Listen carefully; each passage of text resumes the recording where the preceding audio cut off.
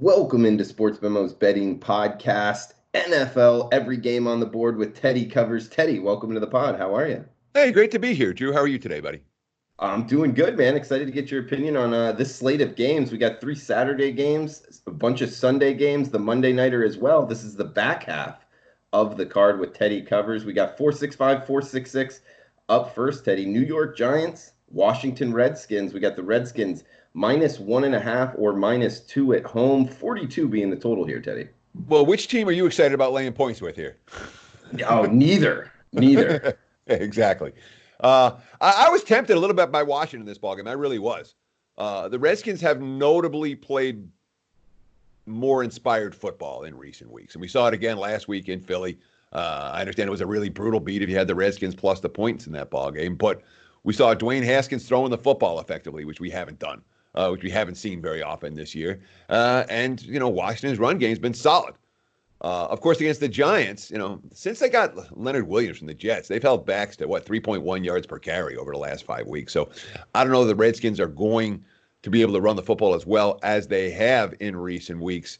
You can pass on the Giants. Is Haskins going to be able to do that on a game where the running game isn't going to be capable of carrying it? And it's a nice matchup for Saquon Barkley, who got going last week against Miami. And is likely to have success on the ground here against a Redskins squad that hasn't been great at stopping the run. But when you're talking about Daniel Jones back at QB for the Giants, coming off that huge win for Eli last week at home, Jones has been a turnover machine. 21 turnovers in his 10 starts, 33 sacks taken in those 10 starts. I'm not convinced the Giants can match their emotional high from last week, and I've seen Washington do nothing but fight in recent weeks. So the lean here is towards the Redskins, but is it a game that I actually want to lay points? No. Worth noting, Washington, 8 straight losses against divisional foes, just 1-7 ATS in that ballgame. And of course, the Redskins have lost their best players on the line. Ryan Kerrigan out, now the Brandon Sheriff out.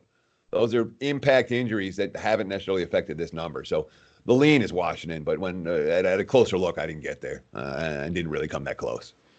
Teddy, I didn't realize that 8 straight losses, and it's not exactly the murderer's row there in the NFC East this year, man. Yeah, the Redskins aren't a murderer's row kind of team. Yeah, no, good stat there, man. We got 467, 468 up next. Pittsburgh at the New York Jets. Looks like Jets are catching 3 at home, seeing mostly Pittsburgh. -3, some juice on that 3, 37 being the total here, Teddy. Yeah, I mean, there's a little bit of market love for Pittsburgh. Clients and I cashed a ticket betting against the Steelers last week, and lucky that the Duck Hodges threw a pair of end zone interceptions in the fourth quarter. But that's what the Steelers are capable of doing offensively right now. Pittsburgh has scored in their last 7 games. They scored more than 1 offensive touchdown once during that span. Last 6 games. And they got 2 in that game. So they have 7 offensive touchdowns in 71 drives over their last 6 games. That's the lowest rate in the league during that span. So, you talk about, down to a third or fourth string quarterback, whatever you want to call Hodges. You're down to however far down in the running back depth chart they are. It's an offense that is struggling mightily. Of course, it's not like the Jets have been a monster this season by any stretch of the imagination. They've shown signs, but you're asking a Jets offense that's been, fairly suspect, let's just put it that way, to move the football against the Steelers defense that no one's moving the football against. I mean, for as bad as Pittsburgh's offense has been, their defense has been capable of leading them and keeping them in the playoff chase. Now, Tomlin's got a bad track record as a road favorite, but he has a very strong trend towards under in the road favorite role. In fact, 25-6 to the under since 2013 when the road chalk. So I wouldn't talk anyone out of an under in this game. Steelers have been an under machine, and I'm not convinced the Jets are primed to light up the scoreboard this week either. It's a low total, but it's a low total for a reason. Lean under in Jets and Steelers. 25-6 to the under when road chalk. Teddy bringing the stats on the second half here of the NFL Every Game on the Board podcast. We got Cincinnati at Miami up next. Teddy, you can find ones on each side. Pick'ems at most shops. We're seeing 46 is the total. Cincinnati at Miami and Miami Gardens, Teddy. Yeah, and you talk about the stats. Obviously, the Monday pod, the Monday morning opening line report, which we love. That's not a time where I don't have all my stats and all my angles and all that ready. Most of that is just about reactions to yesterday's game, the games on Sundays, and then trying to predict where the line moves and the initial thoughts. When we do a pod on Thursday or Friday, we got some numbers. We've got time to put some of that together. So you'll get a little bit more of the trends and angles and that sort of thing with me later in the week. As for Bengals Dolphins, I mean, the wise guys are pounding Cincinnati. And I mean, if you watch the Bengals play the Patriots last week, they're competitive in that game until Dalton's throwing picks. There wasn't a whole lot of difference between those two teams. Mixon's running the football effectively. Since their bye week, Mixon's second in the league in touches, second in the league in yards from scrimmage. Only McCaffrey has been better than him. And he's played some good run defenses. The Steelers, the Jets, the Patriots during that span, all of them, top 10 defenses in terms of rushing yards. And the Dolphins are not a top 10 defense in rushing yards, let's put it mildly. 28th in yards from scrimmage allowed, giving up 161 yards per game in that span. We just talked a minute ago about Saquon Barkley and the lousy season he had. He went nuts against Miami last week. So it's the kind of scenario where a Bengals team has been playing better and should be able to run the football this week. You can understand why they're taking money. At the same time, since he's the only team in the NFL that scored 2 or fewer touchdowns in every game this season, and if you're looking for hey, it's week 16, let's find something to do, I'm not exactly excited about going, let's find a bet to ask Cincinnati to win their second game of the year on the road in Miami. I'm not looking to back the Dolphins this week. The Miami continues to big shuffles on the offensive line, big shuffles in the secondary. They just lost Raekwon McMillan, one of the better inside linebackers in the NFL. So I know I don't want Miami. I'm not going to take them this week. I'm not going to have them in week 17, but I'm not willing to ask the Bengals to win. This is a clear pass for me. Okay, Teddy, and we've had a lot of commenters ask about totals on the NFL slate. This is one. I'm down here in South Florida right now. It's supposed to be pretty nasty weather all weekend long, affecting the Boca Bowl on Saturday. It's just coming to mind here with Cincinnati at Miami, obviously open air stadium there in Hard Rock. If it's 20 miles an hour wind, looks like showers on Sunday as well.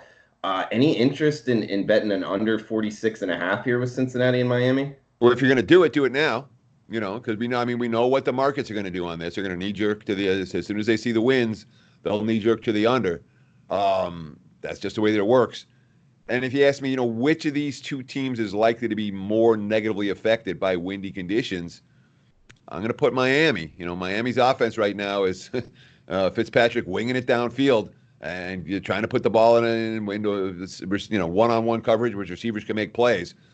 In windy conditions, that doesn't necessarily work particularly well. But again, if you want that under, it's a sooner rather than later type of thing.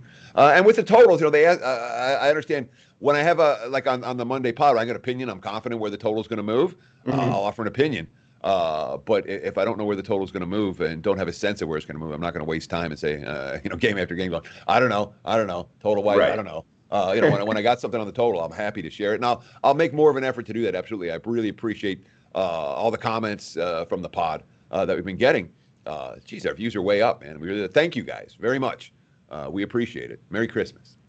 Absolutely. Merry Christmas, Happy Hanukkah, Happy Kwanzaa, whatever you're celebrating out there. Hopefully you're enjoying it over the holidays. And like Teddy said, enjoy the comments. Try to read them as much as possible. And we'll take them into account when possible. Follow him on Twitter at Teddy_covers. Myself on Twitter at Drew Martin Betts. Feel free to ask any questions on that platform as well. Teddy, next game up, 4-7-1, 4-7-2 here. Carolina at Indianapolis. This one on the cusp here of a full touchdown. Indy at home, seeing 6.5 with juice. That's the Colts laying at home. Some shops showing 7+ money on the Colts. 46.5 being the total here, Teddy.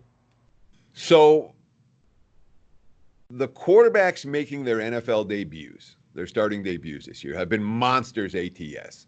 There have been 11 previous QBs to do it this year. I think they're like 9-2 against the number in their first starts. They've been really good against the money. And here's Greer, obviously the third string guy for Carolina. It's a Panthers team that's been god-awful down the stretch. Greer had an okay preseason. I remember watching him and saying, this guy can chuck it. I remember coming out of college, I'm like, this guy can chuck it. So I'm a Greer fan, and I know he threw some picks in August. In general, I'm a believer that, and as the markets have shown this year, the markets overreact to the QB making his first start. And they've been money makers this season. And the Colts are not a team I want to lay a touchdown with right now. I mean, what happened on Monday night was ugly. So now it's a short week. They're out of playoff contention. The quotes from Riker, oh, we want to get to 8-8. We want to get to 8-8. That's, it's a nice motivator. It's not really a nice motivator. Indy's won once, in the last 7 weeks? And it's not like they're winning by margin when they do win. There's certainly the type of game where we would expect the Colts offense to be able to move the football. They couldn't do it against the Saints. You compare the Saints defense and the Panthers defense, there's no comparison. I mean, Carolina has been awful defensively since losing. I mean, they lost an nose tackle on Terry Post. Since then, they've allowed 6.3 yards per carry, which is why I didn't end up pulling the trigger on the Panthers in this game. Defensively, they've been pretty rough right now. Maybe an over here. It makes some sense. It makes a little sense to this better. And again, we're not talking about a total that's through the roof, 46.5, given Carolina's defensive struggles, given an advantageous matchup for that Colts offense that has underachieved of late, and given the fact that I believe that Greer has the potential to throw the football effectively in this game. And the lean here is definitely towards the over.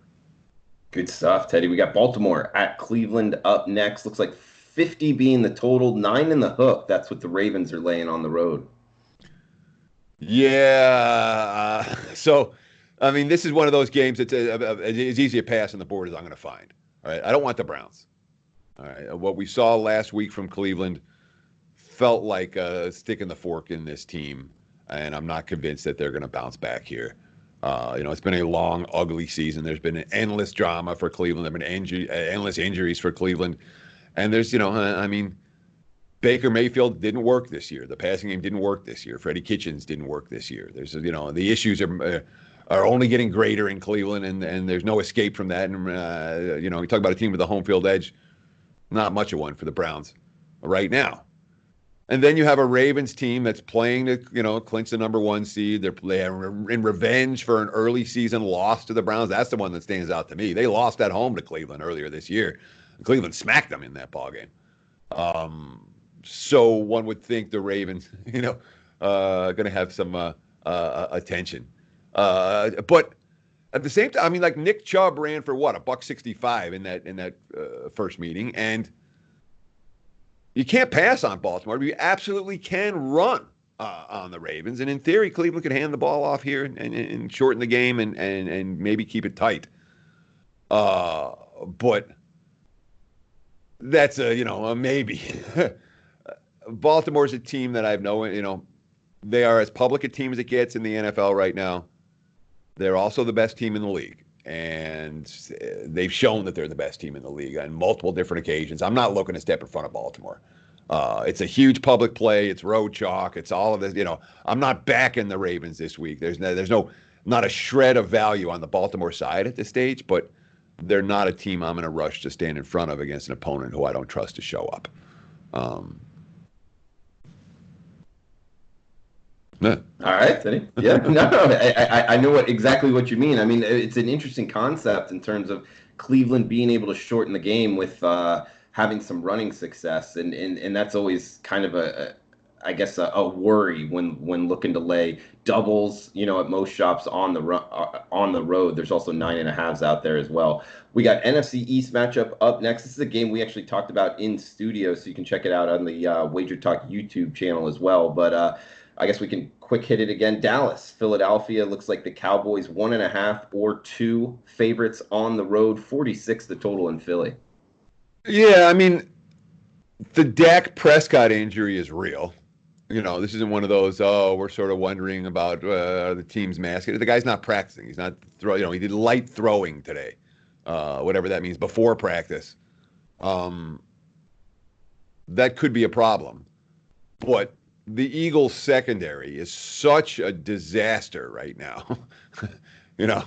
I mean, every time a ball goes in the air against Philadelphia, you're like, oh, great, it's a touchdown. It doesn't matter. It could be a 3-yard slant, and you understand that's what happened last week against Washington. The first play, Yeah. it's supposed to be a 3-yard game, but one broken tackle, boom, he's gone to the end. That's what's happening to Philly right now. Their cornerback play is abysmal. If Dallas brings their A game, they can name the score here. Philly can't compete. The Eagles, literally, they don't have receivers. They don't have cornerbacks. There are major issues with the Eagles personnel-wise right now. Dallas has dominated the division. Dominated it. 14-2 straight up since start of 2017. That's pretty good. All that said, from a character standpoint, we saw in each of the last 2 weeks, Philly has been punched and punched hard, and they punched back. And they punched back hard, and they found ways to win the game. And I know it was a BS cover last week, but they won the game before they covered, and they won the game because they dug deep, and they did the exact same thing against the Giants the previous week, where, a refuse to lose, a will to win, a Carson Wentz taking the team on his back, call it what you will. Philly's shown character. Dallas hasn't. Dallas has not responded well to adversity. So from a personnel standpoint, you can understand why the Cowboys are favorite. If Dallas brings their A game, they can dominate this contest. Just like the first meeting was non-competitive, 37-10. But do you trust Dallas in a character game more than Philly? And I don't. So my lean's been towards the Eagles, and I'm not going to get to the window with it. But I need a +3 with Philly, and I'm not going to get one. But I certainly lean in their direction. All right, Teddy, hitting 71%. December NFL, and of course 56% over the last 5 years in the NFL. So both good short-term and long-term. Teddy covers in the NFL, really knows this stuff, and you can get his 7-day all-access package. Special coupon code here for the podcast, TC69 at checkout. We'll take $50 off that package at sportsmemo.com. That's a 7-day all-access package for only $69 using the coupon code TC69 at checkout. We got Arizona at Seattle up next, Teddy. 51 being the total, with the Seahawks laying 9 in the hook or 10 at home. So let's talk about Seattle. Jadeveon Clowney, do you think he matters, Drew? Absolutely. Ziggy Ansah, does he matter? Yes. Michael Kendricks, does he matter? Yes. Bobby Wagner, what about him? Absolutely, yes. Jack Griffin, does he matter? He's a UCF Knight. They all matter, Teddy. Yes. Quandre Diggs, the latest guy, does he matter? Yeah, this is starting to really snowball here, Teddy. Yes. So those are the 6 Seahawks defensive starters who were not on the field in the fourth quarter last week against Carolina, when the Panthers rallied from 30-10 in order to cover the spread for some, and scoring, moving the ball up and down the field against that Seahawks defense, the second half of that ball game. None of those guys were able to practice on yesterday. Okay, that's 6 starters on defense for Seattle. There's a 7th guy hurt too. I'm trying to remember who it was. Another guy that was like, oh wow, the linebacker. Dwayne Brown, starting tackle, he's out. Penny's out. Matters. Yeah, they all matter, and the line's just sitting there at 10. There's a couple of 9.5s popping up. Arizona, from a stat standpoint, how's this stand? And this is with a healthy defense. Seattle, number 27 yards per carry allowed. Arizona, number 3 in yards per carry gained. Wow. Why isn't this line moving then more, Teddy? Must win for the Seahawks. You know that. Oh, boy. The whole must wins. And look, Arizona, in theory, why hasn't the line moved? 1, Seattle's really good. Okay, even with these guys, Seattle's really good. 2, Arizona's pass defense is real dicey. Yeah. And in theory, Russell Wilson will chuck the football all over the field in this ball game. I cashed a ticket betting Arizona over the total last week. That was a 5%er big ticket winner last Sunday. I wouldn't talk anyone out of playing the over in this game either. Yeah, I mean, do you like the over more so than the 10-point underdog? No. Okay. Fair enough, Teddy. Honesty. It's what we like on this podcast. I like it. NFL. I like the underdog more than the over. Yes. All right. Every game on the board podcast. Minty bets up first. Teddy covers finishing it off here. We got the Sunday nighter and Monday nighter to cap it off, Teddy. Kansas City at Chicago. 44.5 the total. Looks like KC laying 6 in Soldier Field. All right. Now, I want you to talk to me about the Chiefs' defense. All right. What's the Chiefs' defense? It's bottom feeder defense, right? Yes. I would say bottom 10-ish. Okay. In their last 4 games, opponents have scored 4 touchdowns on 40 drives. That's the best defense in the NFL during that span. Not number 15, not number 25, number 1 in fewest touchdowns per drive allowed. They haven't given up more than 2 touchdown passes in any game since week 9. They've only given up 6.3 yards per pass attempt over the last 6 games. And they're going against Mitch Trubisky this week. All right. Chiefs defense is playing Super Bowl caliber defense right now, and nobody's noticing, and everyone's looking at Kansas City as being, it's Patrick Mahomes in the offense. The pass rush is there every game right now, and that defense is predicated on getting pressure on opposing quarterbacks, and Kansas City is doing that effectively week in, week out.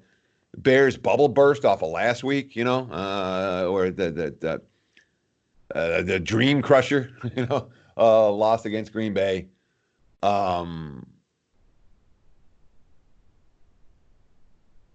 It's a Sunday night game. The Chiefs are the clear public side. All the money's already shown for Kansas City. The books will be desperate for a Bears cover in this ball game. There's lots of reasons you can talk yourself out of Kansas City, but I can't find a whole lot of reasons to talk yourself on to Chicago. So, lean Chiefs. I haven't got to the window with them, and I already missed the best of the number, which means I'm not likely to get there with Kansas City. And Teddy, I mean, bringing the stats again, that was Kansas City defense, 4 touchdowns given up in the last 40 drives. Correct, the last 4 weeks. Wow, man, that's good stuff. Number 1 in all of NFL. So I was way off on saying bottom 10-ish defense there, Teddy. That's just the last 4. I mean, again, you look at the season-long stats in December are going to tell you one lie after the next, after the next, after the next. And if you're trying to look at season-long stats and handicap off of that in December, you will lose because you're not betting reality. You're betting stuff that happened in September and October. Right now, and again, who they played? They played the Chargers, the Raiders, the Patriots, and the Broncos. It's not bad. I mean, Denver's not got a great offense. New England doesn't have a great offense. The Chargers don't have a great offense. Raiders don't have a great offense. But are they all bottom feeders? No. For what it's worth.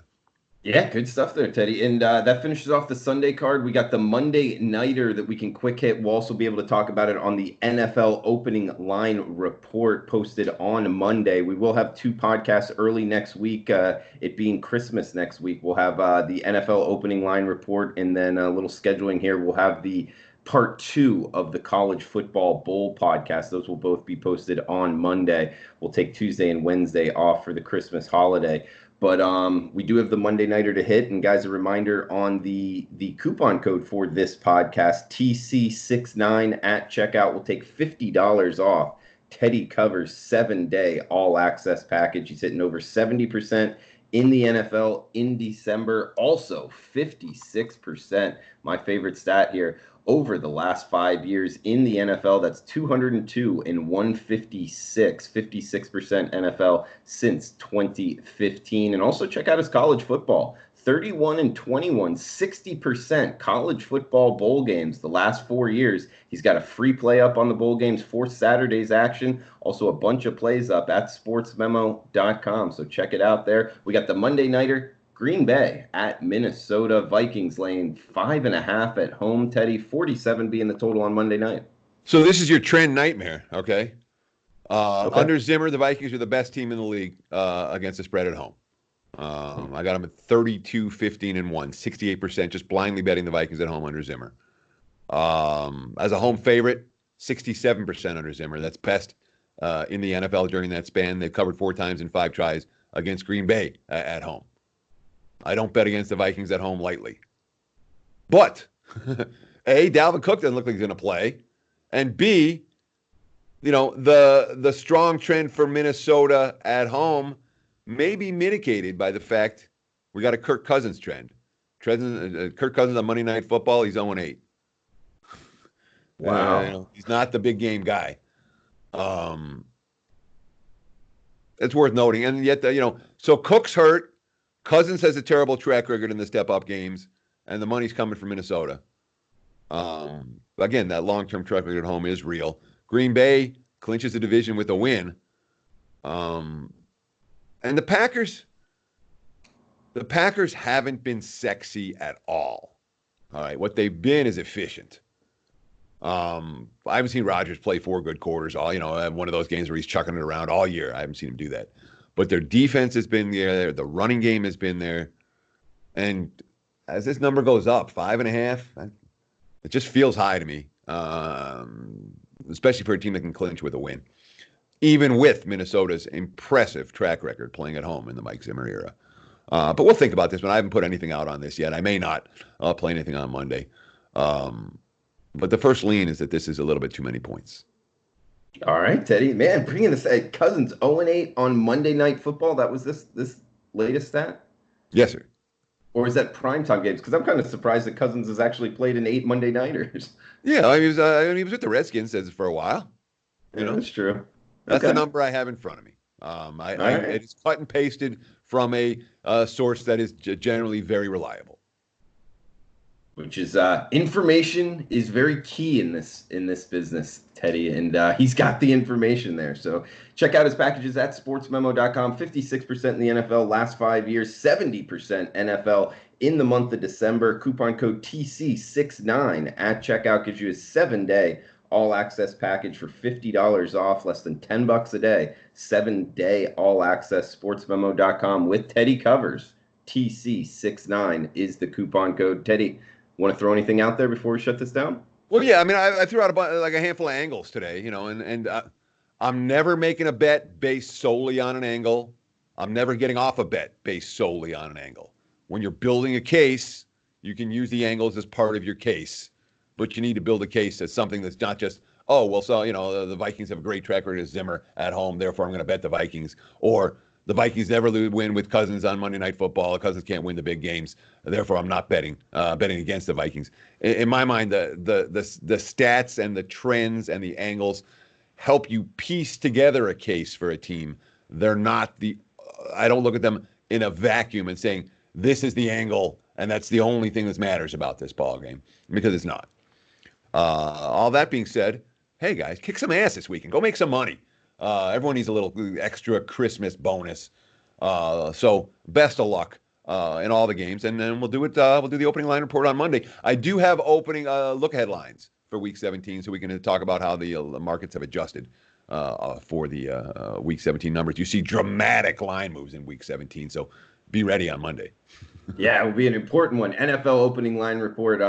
It's my favorite show of the week. So come back and join us on Monday. We do. And Westgate was the one that posted them, Teddy? Yes. You were unsure about it. Yes, okay. yes. And we'll keep doing opening line reports all through the playoffs as well. It's not something that ends when the regular season ends, unless Drew's run out of gas with it. But it's a pod that I like, and it's a pod that's clearly caught on. So not that the every game on the board pod isn't catching, but the opening line report is, for whatever reason, it's got a good following now. So we really appreciate all of you watching and listening and being a part of the show. Cheers. Thank you. And Teddy, I haven't run out of gas, man. As long as you'll go, it will keep going, because we know that people like it. But thank you, Teddy. Best of luck with your bets this weekend, and enjoy your weekend, guys.